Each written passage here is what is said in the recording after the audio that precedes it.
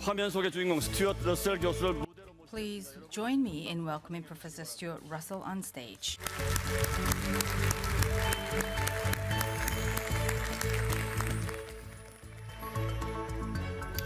Thank you for the invitation to come. Thank you very much to our kind hosts.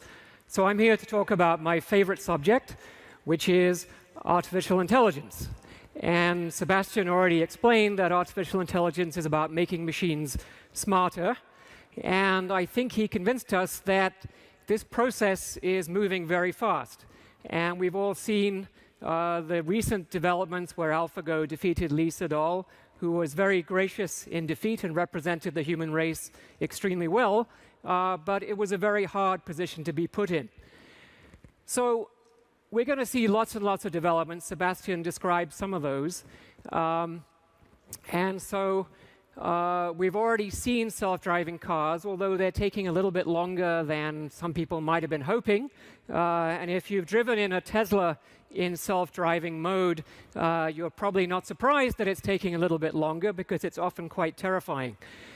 We're also going to see smart personal assistants. One of the big breakthroughs we expect in the next few years is the ability for systems to understand language and speech so that they can actually follow your conversations, your emails, your texts, and understand your life just as well as your husband or your wife does. And in that way, they can help you in every aspect of your daily activities. If you're a scientist, you're quite familiar with the idea that the progress of science is so fast and the rate of publication is so huge that it's almost impossible to keep up. And the complexity of the theories that we're building, especially in biology, is enormous. And so we're going to have AI systems that will help us manage that process and increase the rate of discovery in science and particularly in medicine. So these are wonderful developments. And it seems inevitable, unless climate change or an asteroid destroys us first, that AI systems will become more capable than human beings across a wide range of activities. And that means that they will be able to take into account more information. They'll be able to read everything that the human race has ever written. And they'll be able to look further into the future, just like AlphaGo does on the Go board, except this will be not the Go board, but the entire world. And this one might describe as the biggest event in human history. So what I would like to think about is that event necessarily a good thing? And how should we approach it? So the upside is pretty clear. The upside comes from the fact that everything we have as human beings is the result of our intelligence. It's not the result of our big teeth or our scary claws or anything like that. It's because of our intelligence. So if we have more of it and we can use AI as a tool to magnify our intelligence, that will dramatically increase the capabilities of civilization. And as Sebastian pointed out, we'll be able to have solutions to problems that have escaped us for centuries: the problem of war, the problem of disease, poverty, and perhaps the destruction of the environment. All of these things can be solved with a little bit of help. So we're going to move to a period where we are no longer constrained by the need to survive, the competition for resources, the things that have characterized all the bad things about human history. We will have the chance to choose our own destiny, and that's a very, very heavy responsibility for our generation to figure out what the future is going to look like. As with any powerful technology, just like nuclear power has its upside and its downside, AI has its downside, and the downside is exactly the same as the upside. It's going to create an enormous increase in the capabilities of civilization. And some of you already know about some of those applications of AI that maybe are not so welcome. One of them is the creation of intelligent weapons that can choose for themselves who to kill, where to go, and what counts as a target.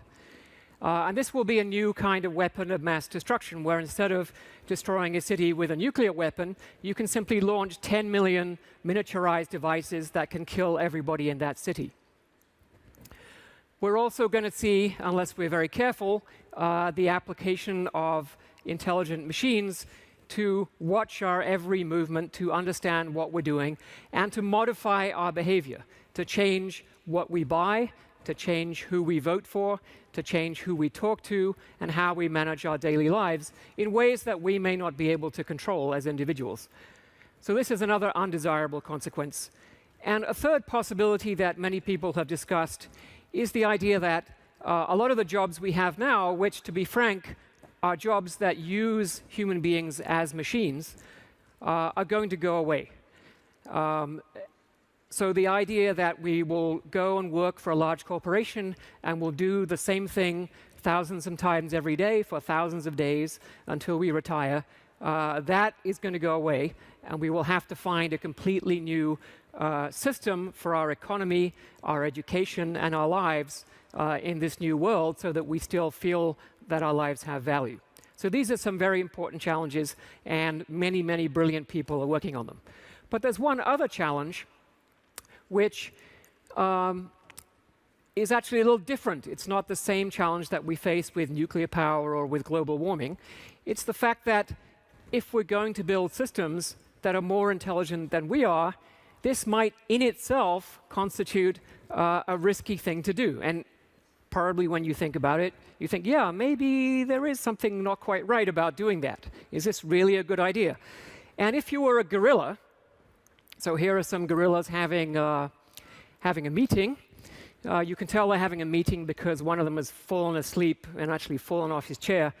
So the gorillas are discussing, was it a good idea for us, or actually for our ancestors, to create these humans?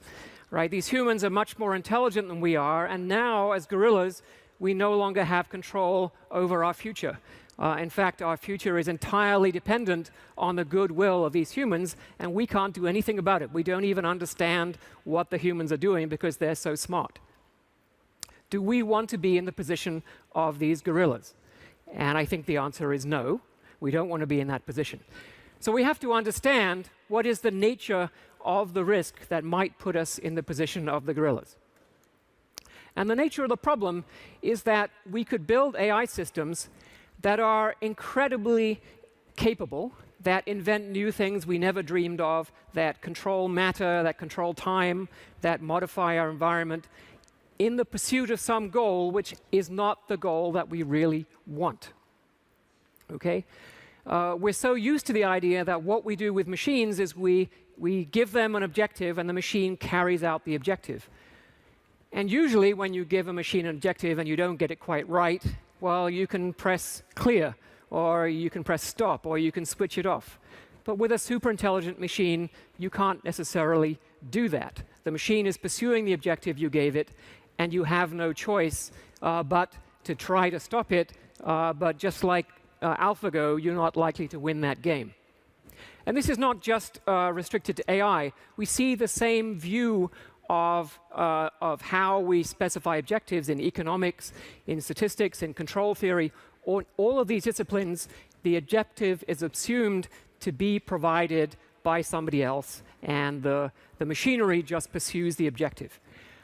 Now, this is a very old story. There's a legend of King Midas that goes back to about 800 BC.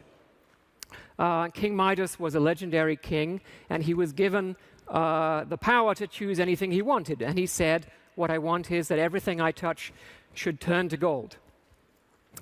And that was what he said, and that was exactly what he got. But unfortunately, that was not what he really wanted, because his food and his drink, and as shown in the picture, his daughter turned to gold. And in some versions of the story, he died in misery and starvation.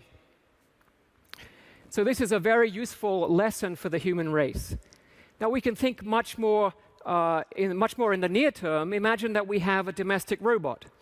And the domestic robot is at home looking after the kids because the parents are too busy and they have to stay at work, and the kids are hungry, and the robot goes to the fridge and there's no food in the fridge. Oh dear, the kids are really upset now. Oh, we see the cat. The robot sees the cat.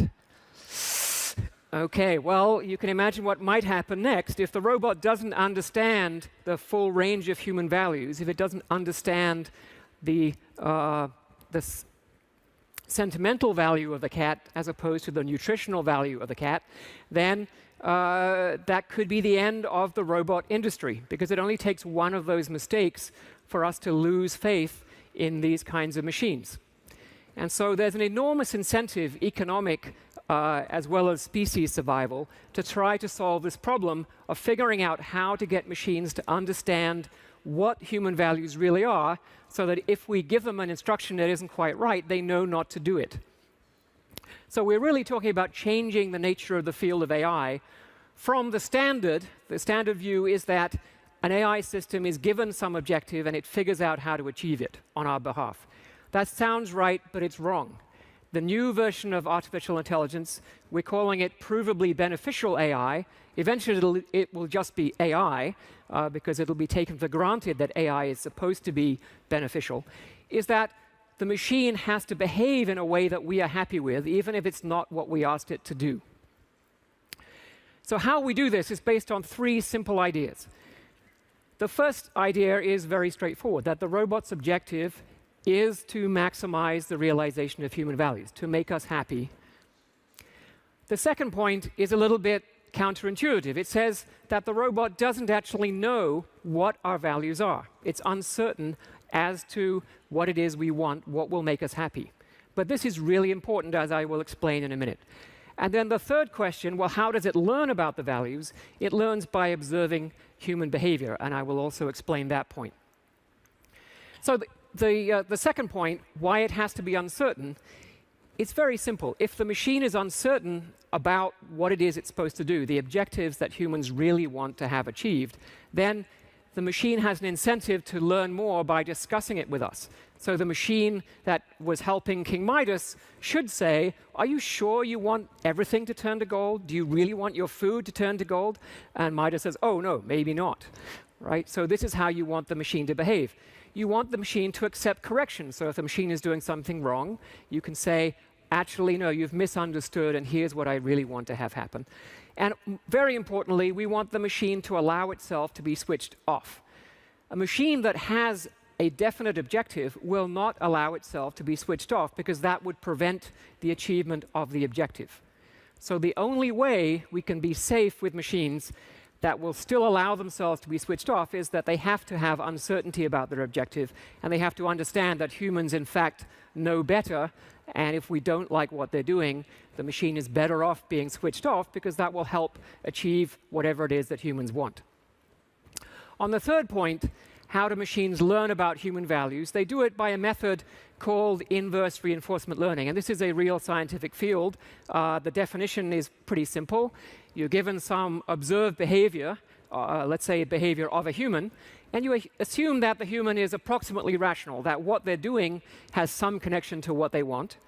And then from that, you have to figure out what is the internal value system that is driving this behavior. So let's make this very concrete. Here's a picture of me this morning with jet lag, waking up at 5:15 in the morning, and I really need my coffee.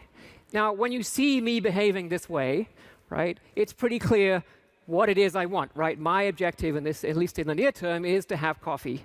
So this is a very straightforward area. We humans do this all the time. We watch each other and we understand each other's purposes.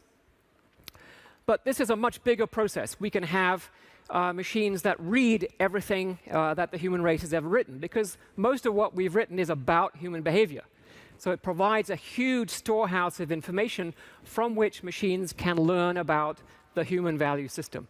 We also have access to all the television programs that are being produced around the world.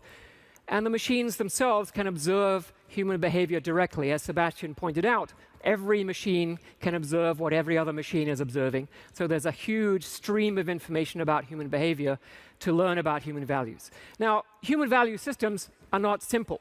We don't all have the same value system, so robots have to understand the variation and cater to individual preferences. We also have to understand that humans are not perfect. So sometimes people do things that they really don't think are a good idea, but they're just, normal. We call it human. That's what being human means. We're going to have much less sympathy for robots that behave that way. When robots do the wrong thing, we're going to be quite unhappy.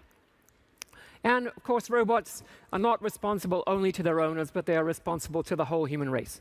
So the result is that in this process of making explicit what the values are that drive what we think of as good human behavior, we will learn more about ourselves, and that's a very important thing.